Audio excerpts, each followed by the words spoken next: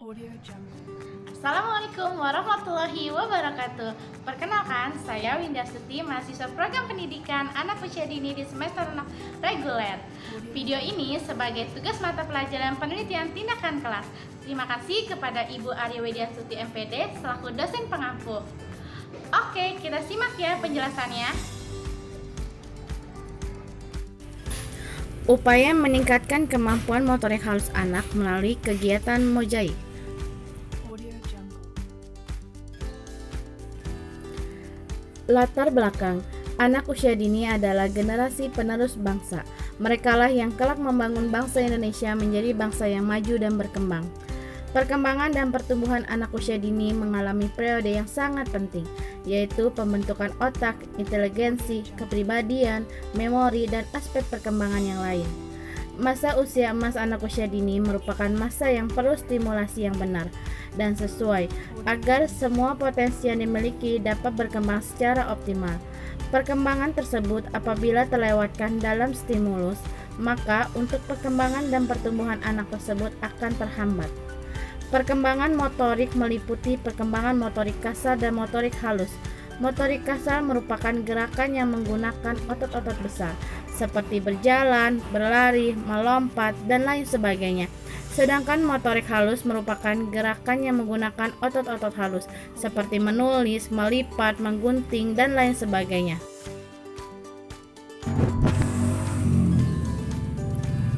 Selanjutnya, salah satunya dengan kegiatan mozaik ini dapat menstimulus perkembangan anak sesuai dengan tahap perkembangannya.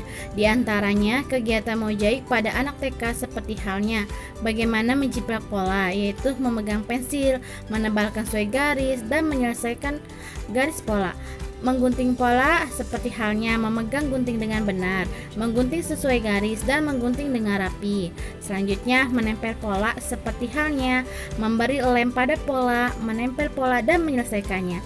Berdasarkan hal tersebut, bahwa kemampuan motorik halus anak di kelompok A TK Darul Ansor Pondok Melati Bekasi cenderung masih belum terstimulasi secara optimal. Hal ini ditandai sebagian besar anak yang belum mampu melakukan gerakan motorik halus seperti mempergunakan kedua tangan untuk mengerjakan tugas, memegang benda dengan satu tangan, dan menggunakan gunting untuk memotong bentuk-bentuk sederhana, melipat sederhana, meremas, mencetak, menggunting, dan kegiatan yang memerlukan kemampuan motorik halus lainnya. Selain itu, penggunaan teknik mozaik belum dilaksanakan secara optimal, sehingga peneliti merasa perlu untuk melakukan penelitian tentang meningkatkan kemampuan motorik halus pada anak kelompok A TK Darul Ansor Pondok Melati Bekasi melalui kegiatan mozaik. Berdasarkan latar belakang yang telah saya sampaikan tadi, maka rumusan masalah yang saya angkat pada penelitian saya ini adalah bagaimana meningkatkan kemampuan motorik halus anak melalui kegiatan mozaik pada kelompok A di TK Darul Ansor Pondok Melati Bekasi. Berikut kajian teorinya. Menurut Sumantri tahun 2005 halaman 143, motorik halus adalah mengorganisasikan penggunaan sekelompok otot-otot kecil seperti jari jemari dan tangan yang sering membutuhkan kecermatan dan koordinasi mata dengan tangan. Keterampilan yang mencakup pemanfaatan dengan alat-alat untuk bekerja dan objek yang kecil atau pengontrolan terhadap mesin, misalnya mengetik dan lain-lain. Sedangkan menurut Yuda M. Saputra tahun 2005 halaman 118, motorik halus adalah kemampuan anak untuk beraktivitas dengan menggunakan otot-otot halus seperti menulis, meremas, menggenggam, menggambar, menyusun balok, dan memasukkan kelereng. Sedangkan menurut Zulkifli L tahun 2005 halaman 31, motorik halus adalah aktivitas yang menggunakan gerak otot-otot kecil seperti menggerakkan jari-jari tangan. Berdasarkan pengertian di atas disimpulkan bahwa motorik halus ialah kemampuan anak untuk beraktivitas dengan menggunakan otot-otot halus seperti jari jemari dan tangan untuk menyelesaikan tugas tertentu seperti menulis, menggenggam, menempel, menggambar, dan lain sebagainya. Berikut ini ruang lingkup motorik halus. Menurut Nuraini tahun 1997 halaman 26, latihan motorik halus pada anak adalah latihan menggerakkan otot-otot jari-jari tangan untuk beraktivitas dengan koordinasi mata di saat mengambil dan memindahkan suatu benda. Nah, beberapa latihan yang dilakukan menurut Nuraini tahun 1997 halaman 27 sampai 28 sebagai berikut. Yang pertama, mencoret-coret dengan krayon pada kertas gambar yang masih kosong. Yang kedua, menggunting-gunting kertas dengan arah mengikuti garis lurus, melengkung dan berbagai bentuk geometrik. Yang ketiga, latihan meronceng manik-manik dari bahan plastik.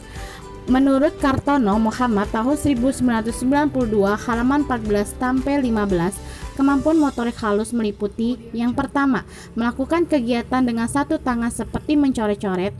Yang kedua, menggunting dengan hasil yang sempurna. Yang ketiga, memakai baju lengkap sendiri. Sedangkan menurut Samsudin tahun 2008 halaman 71 sampai 72, ruang lingkup motorik halus meliputi pertama, meremas kertas, kedua, meronceng, ketiga, melipat kertas. Berdasarkan pendapat para ahli, maka dapat disimpulkan ruang lingkup motorik halus meliputi melempar dan menangkap bola, mengambil benda kecil, menyusun beberapa bolok, memakai baju dan melepas baju, memakai sepatu dan melepas sepatu, menggunting, melipat kertas, meronceng, menggambar garis, menuangkan air, menempel, dan meremas-remas kertas. Sedangkan ruang lingkup motorik halus yang dilaksanakan pada anak kelompok A TK Darul Ansor Pondok Melati Bekasi yaitu menempel dengan kegiatan mozaik.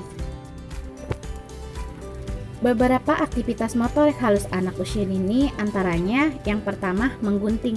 Menggunting ini tidak hanya menyenangkan, menggunting ini adalah kegiatan untuk melatih keterampilan motorik halus anak. Yang kedua, melipat. Melipat ini adalah kegiatan keterampilan motorik halus anak juga untuk menciptakan bentuk-bentuk tertentu tanpa menggunakan lem atau terikat. Yang ketiga, menulis. Menulis ini juga melukiskan lambang-lambang grafik yang menggambarkan suatu bahasa yang dipahami oleh seorang sehingga orang lain dapat membaca lambang grafiknya. Tetapi kalau mereka memahami bahasa dan grafik tersebut.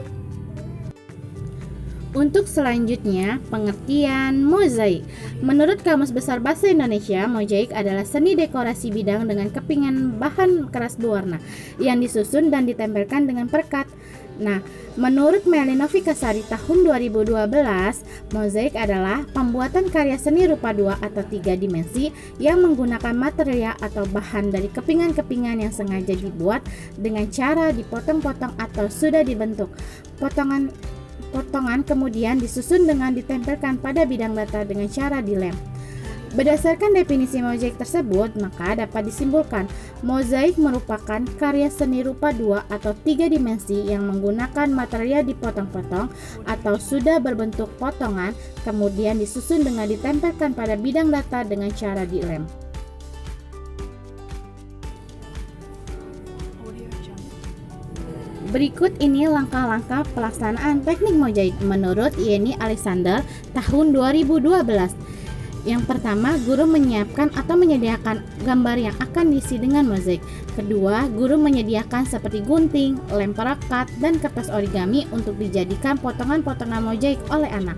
Yang ketiga, guru mengatur posisi duduk anak dengan kondusif. Yang keempat, guru melihatkan kepada anak gambar yang akan ditempel potongan mozaik. Yang kelima, guru menarik perhatian anak untuk memperhatikan dan kemudian memperkenalkan satu persatu alat yang akan digunakan. Yang keenam, guru dengan anak membuat kesepakatan aturan untuk menggunakan alat sesuai dengan fungsinya. Yang ketujuh, guru mencontohkan langkah kerja di depan anak. Yang kedelapan, guru mempersilahkan anak untuk melaksanakan kegiatan. Yang kesembilan, guru mengontrol setiap kegiatan anak. Jika ada anak yang tidak bisa atau tidak mau bekerja, maka guru dapat membantu anak. Audio Jungle. Untuk selanjutnya, metode penelitian. Nah, di sini jenis penelitiannya menggunakan penelitian tindakan kelas, classroom action research, yang dilakukan secara kolaboratif dan partisipatif. Nah, untuk subjek penelitiannya di sini adalah anak kelompok A TK Darul Ansor Pondok Melati Bekasi yang berjumlah 15 anak yang terdiri dari 4 anak laki-laki dan 11 anak perempuan. Untuk setting penelitiannya di sini dilakukan di ruangan kelas kelompok A TK Darul Ansor Alasannya karena ruangan kelas kelompok A adalah merupakan tempat kegiatan yang selama ini digunakan dalam proses belajar mengajar pada anak dan memiliki ruangan yang cukup memadai. Untuk teknik pengumpulan data, diantaranya dilakukan dengan cara observasi.